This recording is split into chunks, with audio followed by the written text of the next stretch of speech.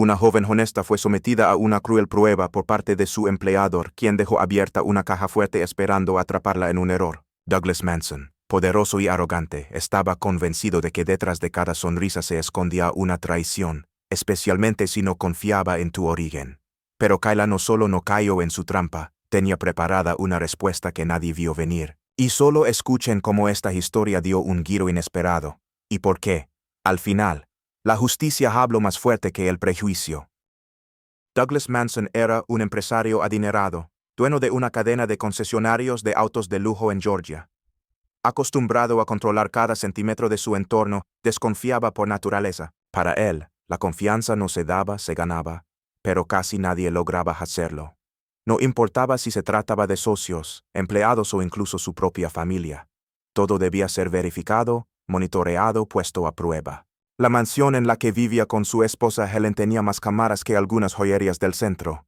Y no era paranoia, según él, era prudencia. Una mañana, Helen le habló con emoción contenida sobre una joven que había conocido en un evento comunitario. Kayla, una muchacha educada, correcta, con modales cuidados y mirada firme. Podría ayudarnos con la casa. Además, está recién legada de la universidad, dijo ella. Douglas no respondió. Solo asintió con una media sonrisa que, más que aprobación, escondía un plan. ¿Quieres contratarla? Perfecto. Vamos a ver cuánto tarda en mostrar su verdadero rostro, pensó mientras daba un sorbo a su café negro. Esa misma noche, revisó las cámaras de seguridad en su oficina privada y desactivó la cerradura electrónica de su caja fuerte. La dejó abierta a propósito, con el contenido expuesto casi como si alguien la hubiese olvidado.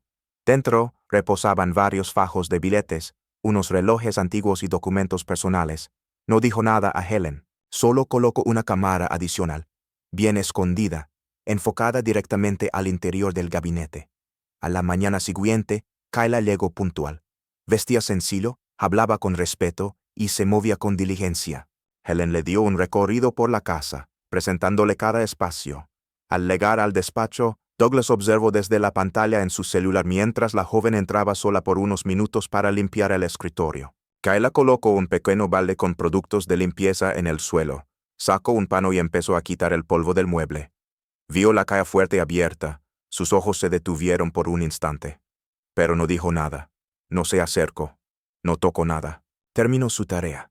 Apagó la lámpara de mesa que Helen le había pedido revisar, y salió con la misma calma con la que había entrado. Douglas se quedó mirando la pantalla en silencio. No sonrió, no se relajó. Solo cruzó los brazos. Una no prueba nada. Puede que esté esperando que bajemos la guardia, murmuró con frialdad. Y así, al día siguiente, volvió a dejar la caja abierta, y al siguiente, y al otro. Cada jornada, él revisaba las grabaciones esperando ver algo que la delatara. Una mirada, un paso en falso, una duda, pero nada. Kayla se comportaba siempre igual, profesional, distante, respetuosa. Pero eso no era suficiente para Douglas, porque en su mundo, cuando alguien era demasiado correcto, era solo porque aún no se había equivocado. Pasaron varios días. La rutina de la casa se mantenía aparentemente estable, pero algo invisible flotaba en el aire. Una tensión no dicha. Douglas, detrás de su impasible expresión, se volvía cada vez más obsesivo con el experimento que él mismo había creado. No hablaba del tema, ni siquiera con Helen. Pero cada noche, después de que todos se retiraban a sus habitaciones, él revisaba una vez más las grabaciones del despacho. Una y otra vez, hasta el más mínimo gesto de Kayla era analizado. No encontraba nada. Ella seguía actuando de manera irreprochable. Mantenía cada objeto en su lugar, respetaba los espacios privados y nunca se tomaba libertades. Sin embargo, en lugar de aliviar sus dudas, eso solo las hacía más profundas. Douglas no entendía por qué. Algo en su interior no le permitía aceptar que alguien fuera simplemente honesto. Una mañana, decidió cambiar de táctica. Helen había salido temprano, y Kayla estaba limpiando la cocina cuando él se acercó con su típica voz firme, seca y cargada de intención. «Se me olvidó cerrar la caja fuerte esta semana», dijo con una sonrisa que no llegaba a los ojos. «¿Lo notaste?» Kayla se giró con suavidad, sorprendida por el comentario, pero sin mostrar inseguridad. «Sí, señor Manson. La vi abierta el primer día. Pensé que tal vez estaba revisando algo y la dejó así». Douglas entrecerró los ojos. Quería incomodarla. Quería ver si había algún temblor en su voz, alguna grieta en la calma. «¿Y no pensaste en avisarme?» Él respiró hondo, con tono pausado y respetuoso. «No, no me pareció apropiado. No es mi lugar intervenir en sus cosas personales». «Interesante respuesta», respondió él, dejando un silencio largo, como si esa simple frase fuera una pista. Kayla bajó la mirada, no por miedo, sino por agotamiento. Llevaba días sintiendo que era observada, juzgada por algo que no comprendía del todo. Sabía que el ambiente en esa casa había cambiado. El silencio era más denso, las miradas más calculadas. Esa noche, Douglas volvió a observar las grabaciones. Repitió el momento una y otra vez, cada palabra, cada pausa, cada gesto, y sin embargo, no podía decidir si había descubierto lo que quería, o si estaba perdiendo control. Al día siguiente, Kayla no se presentó. Helen, preocupada, la llamó pero no recibió respuesta, y en el escritorio de Douglas descansaba un sobre. Dentro, una carta escrita a mano. Durante días intenté concentrarme en mi trabajo, ignorar lo que claramente era una prueba que no merecía. Me contrataron para ayudar, no para ser examinada en secreto. Me voy porque me respeto lo suficiente como para no quedarme donde se duda de mi integridad. Ojalá usted algún día se mire con la misma lupa con la que mira a los demás. Douglas la leyó en silencio. No la rompió, no dijo nada, pero algo en su expresión cambió. No era rabia, no era frustración. Era una mezcla extraña entre sorpresa y incomodidad. Como si, por primera vez en mucho tiempo, alguien le hubiese dicho una verdad que no estaba preparado para escuchar. Las semanas siguientes pasaron sin mayores sobresaltos. Helen, al notar el repentino cambio en la rutina, preguntó varias veces por Kayla. Douglas siempre respondía con evasivas. Decidió irse, tal vez no era lo que esperaba. Nunca mencionó la carta. Nunca mencionó el experimento. Pero el silencio no dura para siempre.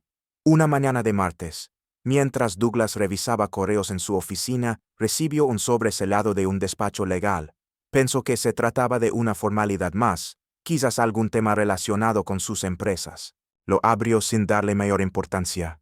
Dentro un documento. Una demanda. La firma al pie. Kayla Andrews. Douglas permaneció quieto durante varios segundos. Releyó el encabezado una y otra vez. Creación de ambiente laboral hostil. Práctica de vigilancia no autorizada. Discriminación indirecta. Las palabras estaban allí, sin adornos ni exageraciones, pero cada una pesaba como una losa.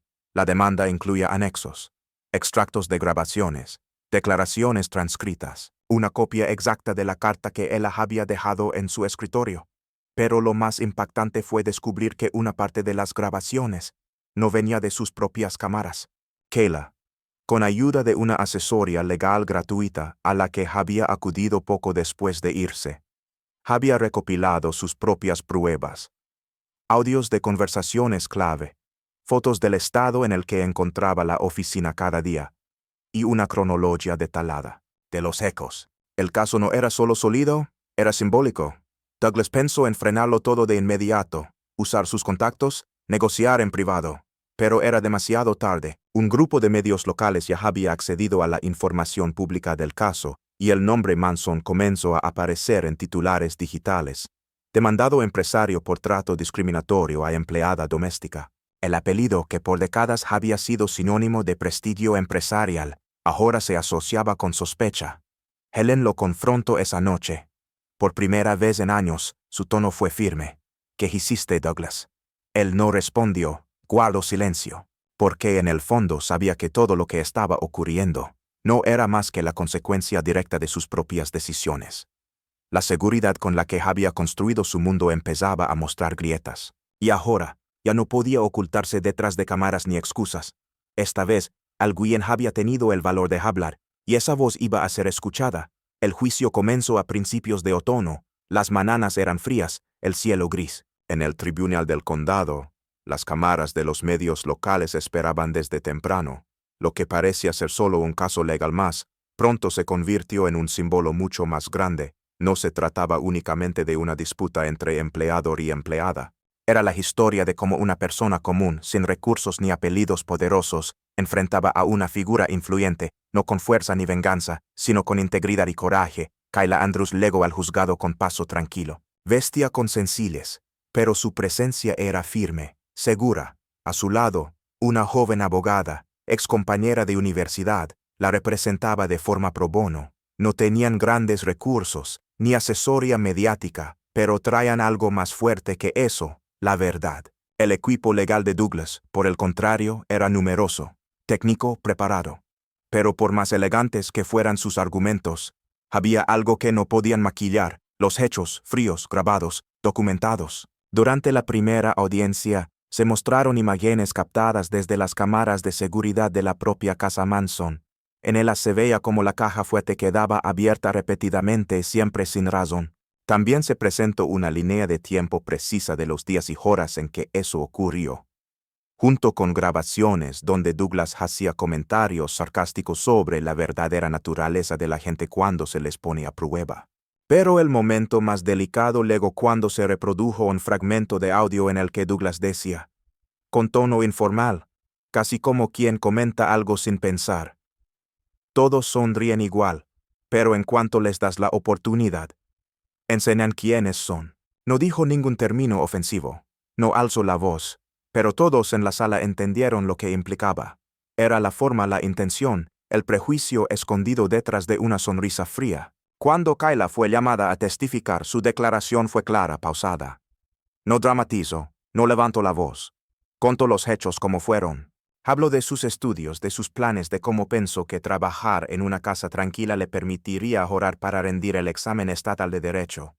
De cómo poco a poco noto las miradas, las pruebas sutiles, la desconfianza constante. Dijo sin temblar que la parte más difícil no fue la cámara ni la caja fuerte, sino la sensación de no ser vista como una persona, sino como una sospecha con nombre y rostro.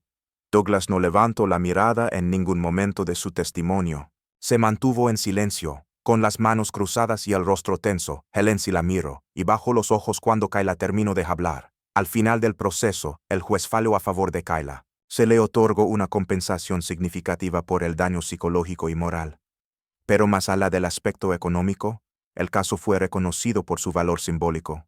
Varias organizaciones civiles comenzaron a citarlo en sus charlas, y universidades invitaron a Kayla a contar su experiencia, no por el escándalo, sino por la serenidad con la que enfrentó una estructura diseñada para silenciarla.